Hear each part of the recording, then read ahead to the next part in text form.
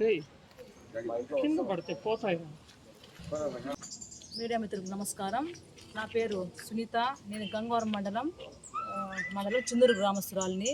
నేను మా ఊర్లో అక్రమంగా మట్టి తరలిచ్చేస్తున్నారని టీకేటీ ల్యాండ్స్లో ఫ్లాట్లు వేసి అమ్మేసి మొత్తం ఇండ్లంతా ఫౌండేషన్ చేస్తూ ఉన్నారని ఏప్రిల్ 20వ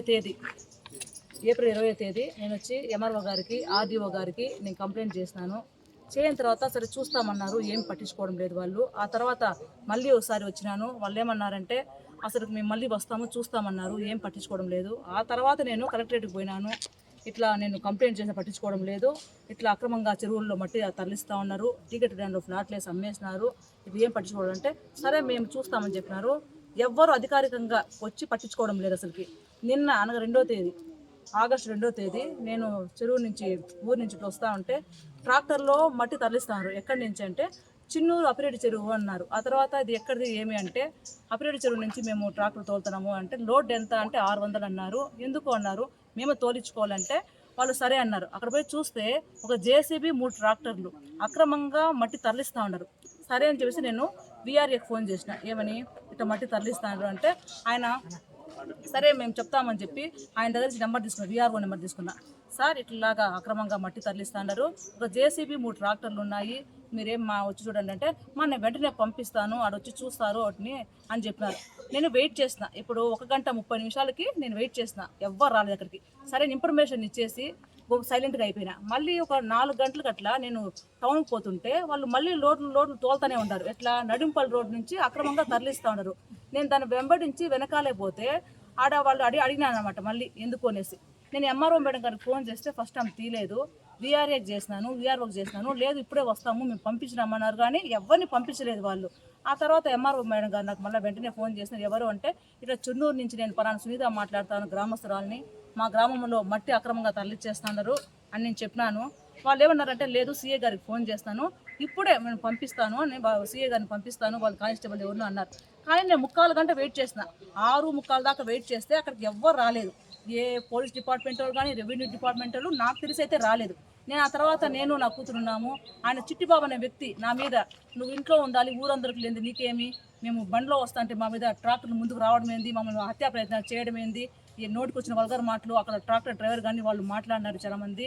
మాట్లాడిన తర్వాత సరే అని చెప్పేసి నేను నేరుగా వచ్చేసినాను. వచ్చిన తర్వాత మళ్ళీ ఎంఆర్ఓ ఒకటి మళ్ళీ 2 సార్లు ఫోన్ చేస్తున్నాను, వెంటనే అక్కడికి వస్తారేమో వీళ్ళతో మాట్లాడదాం చెప్దామని. ఎవ్వరు రావడం లేదు. నేను ఏప్రిల్ 20వ తేదీలో కంప్లైంట్ ఇచ్చినాను, ఏమని టీకేటీ ల్యాండ్ ఒకటి చిన్నూరు గ్రామంలో 1 ఎకరా 4 సెంట్లు ఫ్లాట్లు వేసి అమ్మేసినారు, దాని గురించి చూడండి అంటే నేను కంప్లైంట్ ఇచ్చిన రోజుకి వాళ్ళు పిల్లర్లు వేసి గోడలు కడతా ఉన్నారు. ఆ తర్వాత వాళ్ళు ఇల్లు పూర్తిగా కట్టి పెయింటింగ్ చేసి గృహప్రవేశం చేసి కూడా వచ్చేస్తున్నారు, ఇంకొకరికి ఏం పట్టించుకోలేదు.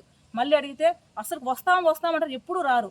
మళ్ళీ ఇప్పుడు వచ్చి నేను ఈరోజు ఏం చేస్తానంటే ఎంఆర్ఓ మేడంకి వీఆర్ఏకి అందరికి చెప్పినాను కదా, వాళ్ళు స్పందించలేదు అన్న దానికి గంగవరం పోలీస్ స్టేషన్లో కంప్లైంట్ ఇచ్చాను. కంప్లైంట్ ఇస్తే అక్కడ ఏమంటున్నారంటే నువ్వు కంప్లైంట్ వాళ్ళ మీద అధికారుల మీద ఇవ్వకూడదు, ఎందుకు ఇస్తారు మీరు కంప్లైంట్, మీరు ఇస్తే కూడా మేము తీసుకోము అంటారు. ఇప్పుడు కంప్లైంట్ ఎవరు తప్పు చేస్తే వాళ్ళు అధికారికంగా నేను ఉన్న టైంలో ఎవరు స్పందించలేదు కాబట్టి నేను వాళ్ళ ముద్దాలుగా చేర్చి కంప్లైంట్ ఇచ్చినాను. ఈ చట్టాలు లేవు అంటే తప్పు చేసిన మీద ఎవరి మీద ఇచ్చే హక్కులు చట్టాలు లేవా, నేను ఎఫ్ఐఆర్ చేయమని అడిగేది తప్ప. ఇప్పుడు అందరికి ఇచ్చిన, ఆర్డీఓ మేడంకి అందరికి ఇచ్చిన, వీళ్ళు రారు, మేము వస్తాము మళ్ళీ ఏదో చేస్తామని కానీ ఎవ్వరు ఏమి అక్కడ చేయరు. ఒక గ్రామస్తురాలుగా నేను చెప్పేది ఏమంటే అందరికీ లేనిది నీకెందుకు బాధ అని మాట్లాడుతాండ్రు. నా గ్రామం నా వనరులు, ఎందుకంటే చెరువు అక్రమంగా తరలిచ్చేస్తా ఉంటే ఆవులకు నీళ్లు తాగిస్తారు, సమాధులు అక్కడ పూర్తి చేస్తారు, ఆడ ఎక్కడ పూడ్చినా కూడా సమాధి కూడా లేకుండా మొత్తం వాళ్ళు లాగేస్తారు. రేపు ఎక్కడ మేము పూడ్చుకోవాలి, ఆ ఊరికి కానీ ఎక్కడ చెరువులో నీళ్లు పెట్టాలి అసలుకి నాకు అర్థం కావడం. కాబట్టి నేను దానిపైన స్పందించినాను. టీకేటీ ఫ్లాట్లు వేసిన దాన్ని స్పందించిన, వీళ్ళు ఎవ్వరు అక్కడికి రావడం లేదు, వస్తాం రానంటా ఉంటారు. ఇప్పుడు ఏమంటారంటే మీరు కంప్లైంట్ ఇచ్చినారు, మేము వస్తాము బౌండరీని వేస్తాము అంటారు, రారు.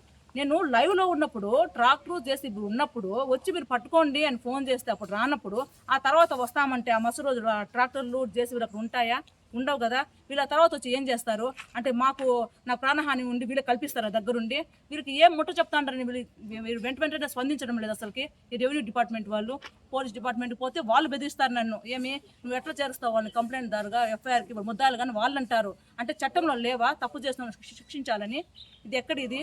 ఒకసారి నేను గ్రామం ఎందుకంటే మీరు గ్రామంలో నేను తిరిగి చేస్తానంటే భారతదేశంలో మనం ఉన్నప్పుడు దేశం ఎక్కడో ఉంటుంది, అక్కడ ఏం చేస్తాము పాకిస్తాన్లు చొరబడతానని చెప్పి ఆర్మీని పెడతాం కదా, అప్పుడు అది మన భూమే కదా. ఇప్పుడు గ్రామం కూడా మన ఊరే, మన భూమే కదా. దీన్ని కాపాడుకునేప్పుడు దాని వరకు ఎందుకు పోతాము? అక్కడ జరిగితే ఒకటి, ఇక్కడ జరిగితే ఒకటే. ఇది కూడా మనదే కదా, మన సంపదే కదా. ఇవంతా మట్టి మన సంపద. రేపు తరానికి చెరువు అంటే ఏం బావిలు చూపిస్తామా? ఇది చెరువు కాదు బావి అని చెప్పి ప్రమాదాలు జరిగితే రెవెన్యూ డిపార్ట్మెంట్ వాళ్ళు, పోలీస్ డిపార్ట్మెంట్ తర్వాత వస్తారు. అంటే ఒక కంప్లైంట్ రాసుకుంటారు. అంటే ఎవరికి నష్టపోతుందని ప్రజలు. వీళ్ళు మాట్లాడితే బెదిరిస్తారు. ఏమని? నువ్వు ఒకటే వస్తే ఎట్లా, 10 మంది రావాలి కదా అంటే 10 మంది రారు, ఎవరో ఒకరు వస్తారు. దాని కంప్లైంట్ వీళ్ళు తీసుకోకూడదా? అంటే నేను చేయని తప్పేమన్నా ఉందా ఇక్కడ చట్టపరంగా? ఎవరు తప్పు చేస్తే వాళ్ళని శిక్షించాలని నేను కోరుకుంటా ఉన్నాను. మేడం, ఇప్పుడు చెరువుల్లో యాక్చువల్గా నీళ్ళు అంతంత మాత్రమే ఉన్నాయి. ఈ పశుపక్షాదులకి, జంతువులకి చాలా ఇబ్బందిగా ఉంది. ఇలాంటి పరిస్థితుల్లో రైతులు మోటార్లు పెట్టి నీళ్ళంతా పొలాలకు తోడేస్తా ఉంటే మీరు పట్టించుకోరా? అలాంటి పనులు అయితే చేయకూడదని మా దృష్టికి వస్తే మేము విలేజ్ వైజ్ తీసుకుంటాము. దీనికి సంబంధించి గ్రౌండ్ వాటర్ డిపార్ట్మెంట్ ఉంటుంది. ఆ గ్రౌండ్ వాటర్ డిపార్ట్మెంట్ వాళ్ళు వచ్చి వాళ్ళ బఫర్ ఏరియా ఎంత ఉంది, అక్కడ రీసోర్సెస్ ఎంత ఉన్నాయని చెప్పి చూసుకొని ఆ మోటార్ని సీజ్ చేసే అధికారం కూడా ఉంటుంది. మీరేమన్నా ఉంటే నాకు ఒకసారి రిప్రజెంటేషన్ ఇచ్చారంటే నేను ఖచ్చితంగా. మామూలుగా ఈ చెరువుల్లో మట్టిని తవ్వి అమ్ముకుంటా ఉన్నారు. దీనిపైన పలువురు ఆరోపిస్తూ ఉన్నారు. మీరు పట్టించుకోలేదు, దీనిపైన మీరేం చెప్తారు?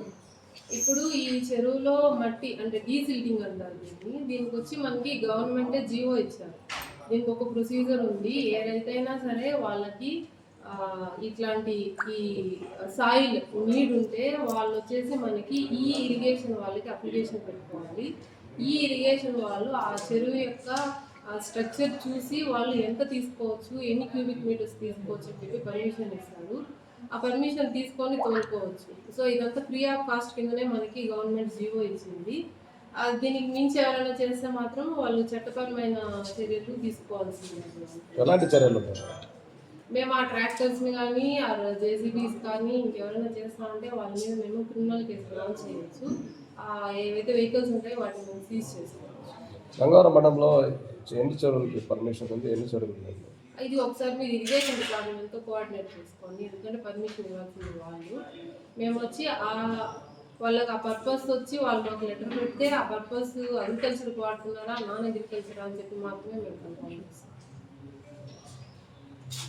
ఇప్పుడు ఈ కాంగ్రెస్ నాయకురాలు గత కొన్నిసార్లుగా అప్పిరెడ్డి చెరువు, వంకాయ చెరువు గురించి కూడా మీకు ఫిర్యాదు చేసినారంట. కొంతమంది నాయకులు విపరీతంగా మట్టి తరలిస్తూ వాళ్ళపైన అడిగిన దానికి ఆమెపైన హత్యాయత్నానికి కూడా పాల్పడేదానికి కూడా చేశారంట.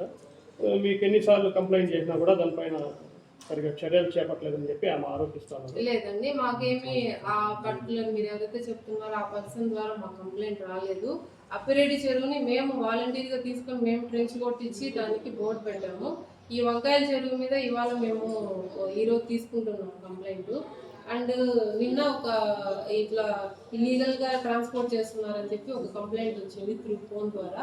మేము ఇమీడియట్గా యాక్షన్ తీసుకున్నాము. పోలీస్ డిపార్ట్మెంట్ వాళ్ళని కూడా సంప్రదించినాము. మేము వాళ్ళని పంపించి క్లియర్ చేసాము. రేపు మేము ఇరిగేషన్ వాళ్ళ డిపార్ట్మెంట్తో కలిసి జాయింట్గా ఇన్స్పెక్ట్ చేసి దానికి కూడా ట్రెంచ్ కొట్టించి మేము దానికి ప్రివెన్షన్ యాక్షన్ తీసుకుంటాం.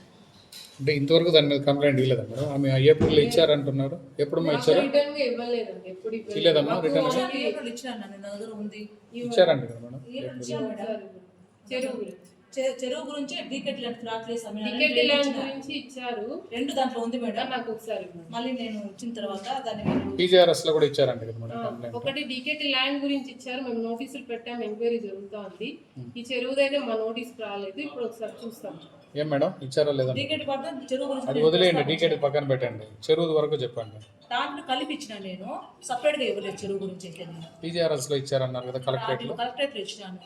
అది వీళ్ళకి వచ్చి ఉంటుంది, వీళ్ళకి వచ్చి ఉంటుంది, ఖచ్చితంగా వచ్చి ఉంటుంది. ఎప్పుడు ఇచ్చారు? అది ఎప్పుడు ఇచ్చారు? అది జూలై 3వ తేదీ అనుకుంటా ఇచ్చినాను. 13 మీకు రాలేదమ్మా ఇంతవరకు? అది జూలైలో ఇచ్చిన టీజీఆర్ఎస్ జూలై 13వ తేదీ కలెక్టరేట్ లో ఇచ్చినాను. నేను ఇచ్చినాను అక్కడ. రెఫరెన్స్ నంబర్ ఇస్తే ఇప్పుడు ఒకసారి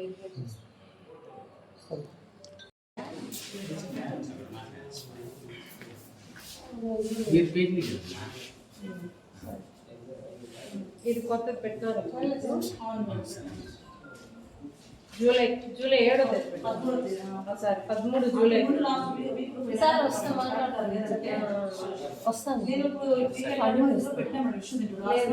టికెట్ ల్యాండ్ అయితే మేము ఆల్రెడీ ఎంక్వైరీ చేస్తా ఉన్నాము. ఇంకొక నోటీస్ ఇచ్చి మేము ప్రొసీడింగ్ ఇచ్చేస్తాం.